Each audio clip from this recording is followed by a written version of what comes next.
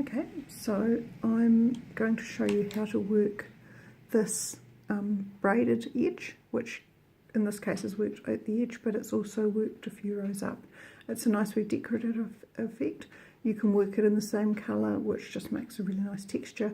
In this case, I'm working it in 2 different colours, and it's worked over 2 rows, and it's purled with the yarns in front. Let me show you. So here we go. These are my working yarns. Now I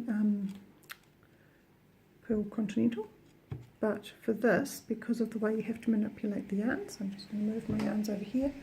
It's difficult to do. You have to drop the yarns and rearrange them every single time. Just a warning before we start, the yarns will get really, really twisty as you work this on the first row.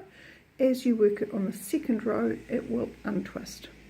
So, ready to start, 2 colour braided cast on, that to secure my join is pulled nice and firmly.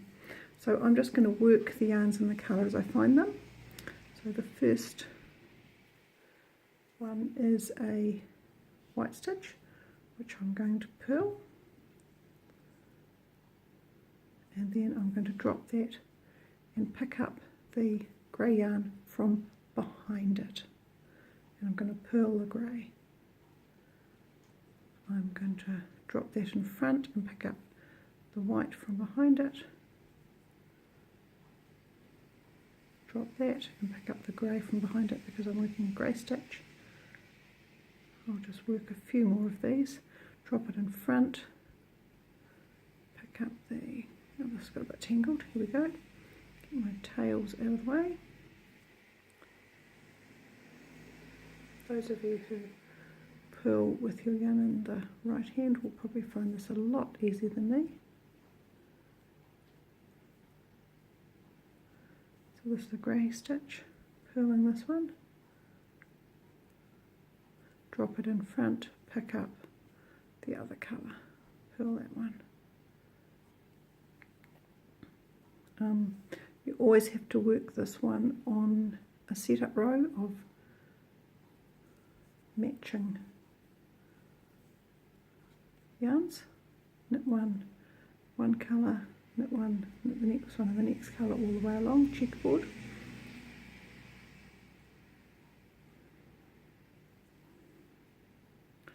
So I'll just stop and show you after this one what we've got. So you can see it's making the first half of that braided chain, and it's sitting really nicely next to the cast on. So I'll pause it for now and I'll come back when I'm near the end of the row. Okay, back. So I've finished that first row, purling alternate colours, light, dark, light, dark, light, dark, always bringing the new yarn over the old yarn, right? So the next row is worked as reverse of that. So we're still purling, and what you can see is that as I worked, my yarns just got twisted and twisted and twisted around each other. I had to stop occasionally and push the twist down just so that they would feed smoothly. So still purling with the white, except this time, now last time we brought the yarn over, this time we're going to bring the yarn under the dropped one. So, and this should untwist the yarn and make a nice braid. So it stays up, pick the new one up from underneath.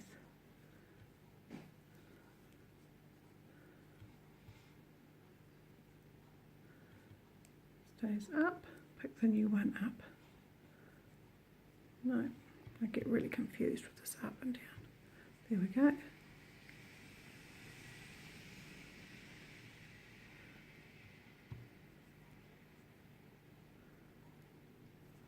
Round.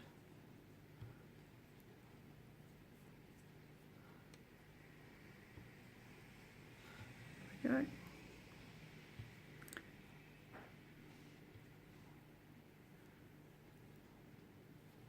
So pick the new one up from under, pick the new one up from under.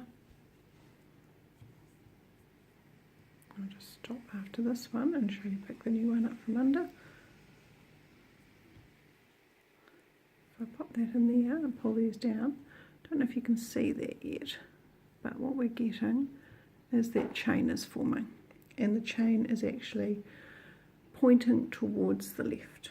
If you did these 2 rows in the opposite order, so starting the first purl row by picking the yarn up from over, from under, and then starting the next row picking it up from the opposite way, you would have a chain that points to the right.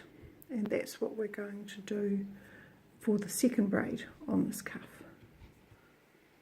So next one's light, picking it up from under. I find it easier sort of to wrap it to the back.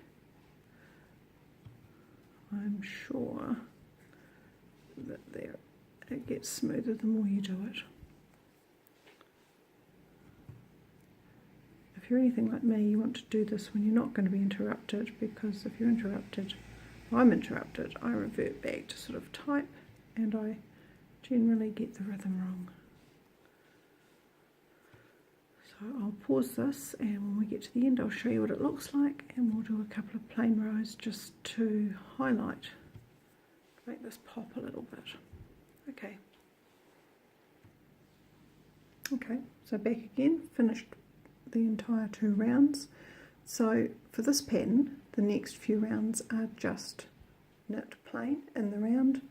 I'm choosing to use the lighter of the 2 yarns because I really want to use the darker of the 2 yarns for the body of the mitten. A bit of a grub, and that way it won't show the dirt. So I'm just going to arrange myself with, take both yarns to the back. I'm just going to knit. So moving my yarns out of the way, ready to do that. I knit continental. It doesn't really matter, no one can tell when you've finished.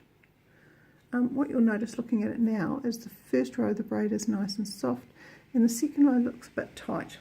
It looks a bit tight because most of the yarn is being stretched around the needles. As soon as you get that row worked in off the needles, then the braid will loosen up and look a lot fatter and plumper and more symmetrical top to bottom. Here we go.